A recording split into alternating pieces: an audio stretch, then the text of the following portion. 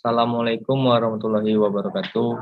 Perkenalkan, nama saya Azizul Rahmat Taufik, NPM 254151005, kelas Kehutanan A. Di sini saya akan mempresentasikan PPT yang berjudul Dampak Wisata Religi Makam Eyang Kobul ditinjau dari aspek ekonomi dan sosial. Penulis Kun Kurniawan, Dadang Suganda, dan Utelis Siti Khadijah. Pendahuluan. Pariwisata menjadi bagian penting dalam strategi pembangunan nasional. Tujuan pembangunan nasional secara mendasar adalah untuk meningkatkan kualitas hidup manusia secara fisik dan non-fisik. Dalam perkembangannya, kegiatan wisata menjadi suatu industri yang memberikan dampak terhadap ekonomi dan sosial secara signifikan. Dampak tersebut bila dilihat dari sisi positif maupun negatif. Salah satu aktivitas wisata yang terkait tradisi dan budaya adalah wisata religi atau disebut juga dengan wisata ziarah. Salah satu destinasi wisata religi atau wisata ziarah adalah makam yang dikeramatkan atau dimuliakan. Peziarah biasanya mendatangi makam secara perseorangan maupun berkelompok. Peziarah perorangan berasal dari berbagai latar belakang ekonomi dan sosial yang berbeda-beda. Motivasi peziarah mengunjungi makam keramat ini cukup beragam. Sebagian besar dilatar belakangi oleh tradisi untuk mengunjungi makam tokoh yang berperan dalam penyebaran agama Islam. Keberadaan makam Eyang Kobul oleh sebagian kecil peziarah dipersepsikan sebagai tempat pesugihan bagi wong cilik yang ingin kaya dan minimal terpenuhi sandang pangannya. Persepsi ini muncul dari informasi yang diberitakan oleh salah satu media online.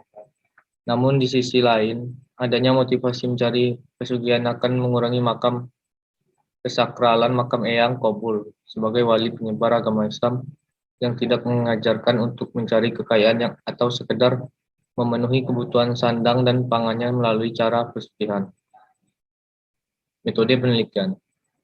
Tujuan dari penelitian ini untuk memperoleh gambaran tentang sosok Eyang Kobul yang makamnya menjadi salah satu situs cagar budaya di wilayah Kabupaten Bandung. Kemudian untuk mengetahui dampak yang ditimbulkan dari keberadaan situs makam Eyang Kobul sebagai destinasi wisata religi atau wisata ziarah terhadap aspek ekonomi dan sosial kehidupan masyarakat yang berada di sekitarnya. Metode yang digunakan dalam penelitian ini adalah metode kualitatif. Penelitian metode kualitatif merupakan proses penelitian yang dilakukan secara alami dan berjalan sesuai dengan kondisi objek yang terjadi di lapangan tanpa ada modifikasi ataupun manipulasi. Data yang diambil dalam penelitian ini dilakukan melalui proses kegiatan observasi, wawancara, mendalam, serta studi dokumentasi. Hasil dan pembahasan. Eyang Kobul diperkirakan hidup pada abad ke-17 Masehi yang berperan dalam menyebarkan agama Islam di wilayah sekitar Soreng, Kotawaringin, Ciwidey, dan Pasir Jambu. Lokasi situs makam Eyang Kobul berada di Desa Jatisari, Kecamatan Kotawaringin, Kabupaten Bandung. Secara topografi dan kontur tanah, Desa Jatisari memiliki wilayah yang berbukit-bukit serta berupa lahan pertanian. Orbitasi dan jarak tempuh menuju Desa Jatisari dari ibu kota kecamatan sejauh 2 km dengan waktu tempuh 10 menit, sedangkan dari ibu kota kabupaten 3 km dengan waktu tempuh 20 menit.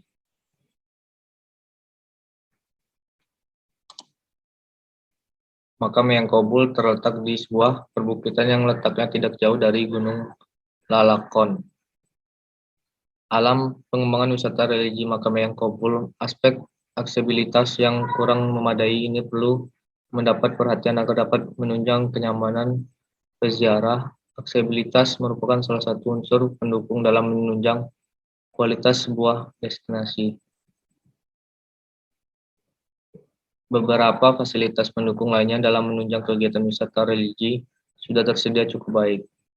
Sebelum menuju makam terdapat Masjid Karomah Aulia dengan aula terbuka cukup luas yang disediakan bagi peziarah untuk beristirahat sebelum atau sesudah melakukan ritual doa di lokasi utama makam Eyang Kobul. Makam Eyang Kobul terdapat di bagian tengah bangunan dengan satu ruang tertutup. Fasilitas akomodasi secara umum bagi peziarah belum tersedia di sekitar kawasan makam. Seperti biasanya dalam kegiatan wisata religi, terdapat ritual bermalam dan khusus di makam Eyang Kobul, ketentuannya tidak boleh melebihi 7 hari. Peziarah yang bermalam biasanya menggunakan fasilitas yang sudah tersedia di sekitar kawasan makam. Penempatan makam yang berada di atas bukit memberikan tanda simbolik bahwa makam yang berada di tempat tinggi bertujuan untuk lebih mendekatkan kepada Sang Pencipta. Makam Eyang Kobul ramai dikunjungi peziarah setiap malam Senin dan malam Jumat.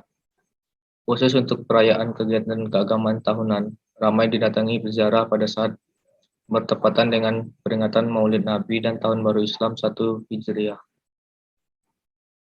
Situs makam Eyang Kobul ini memiliki keterkaitan dengan situs makam di Cipatik dan Mahmud. Keterkaitan ini disebabkan karena memiliki satu garis keturunan yang sama sebagai putra dari Adipati Galunggung. Keberadaan makam Eyang Kobul yang berdekatan dengan situs makam di Cipatik, Mahmud, dan Kutawaringin menjadi satu rangkaian kunjungan wisata religi untuk sebagian peziarah. Mayoritas motivasi peziarah yang datang bertujuan untuk mendoakan Eyang Kobul sebagai wali yang berjasa menyebarkan agama Islam di kawasan Soreng, Ketuaringi, Pasir Jambu, dan Ciwidey. Motivasi lainnya adalah untuk menyampaikan keinginan dan permintaan pribadi dari setiap peziarah seperti kemudahan untuk mendapatkan rezeki, meningkatkan hasil usaha, meminta jodoh bagi peziarah yang belum mendapatkan pasangan hidup, menyembuhkan penyakit yang sedang dideritanya, dan dibebaskan dari segala kesulitan atau beban lainnya yang sedang dialami peziarah. Dari hasil wawancara diketahui bahwa kunjungan anak-anak ini untuk mengenal sejak dini sejarah penyebar agama Islam di tataran lokal serta pengajaran ritual ziarah terhadap makam yang dimuliakan, ditokohkan atau dikeramatkan adalah atas jasa-jasanya. Kunjungan peziarah ke situs makam Eyang Kobul secara langsung maupun tidak langsung memberikan dampak pada lingkungan sekitarnya. Berdasarkan pengamatan langsung secara ekonomi dari wisata ziarah mengunjungi situasi makam keramat ini, yaitu muncul para pedagang yang membuka usaha menjual makan dan minum khas daerah di sekitar makam, produk oleh-oleh lainnya, serta warung-warung kopi yang dikelola oleh penduduk setempat untuk melayani kebutuhan pengunjung.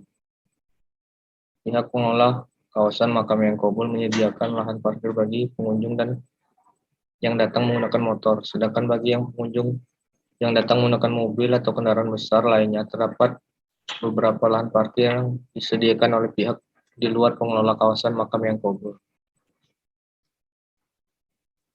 Secara umum nampak perubahan sosial yang dialami oleh pengunjung wisata religi dirasakan pula oleh masyarakat yang berada di sekitar wisata religi.